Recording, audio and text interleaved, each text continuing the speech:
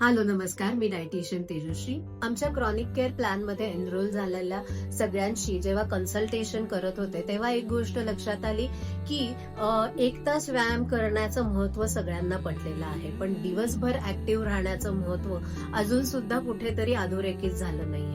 जेव्हा पण आपण 1 तास व्यायाम करतो आणि दिवसभर कामासाठी एका जागी बसून असतो तेव्हा होतंय काय, कितीही तुम्ही हेल्दी खाल्लं, लो कॅलरी खाल्लं तरी ती एनर्जीची गरजच लागत नाहीये.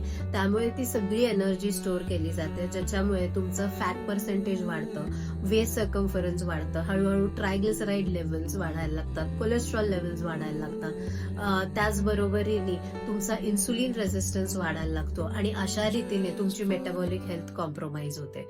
तुम्हाला पण जर तुमची मेटाबॉलिक हेल्थ इम्प्रूव्ह करायची असेल तर नक्कीच आमच्या क्रॉनिक केअर प्लॅन मध्ये एनरोल व्हा. त्यासाठी अधिक माहिती जाणून घ्यायची असेल तर मला खाली कमेंट करून नक्कीच विचारा.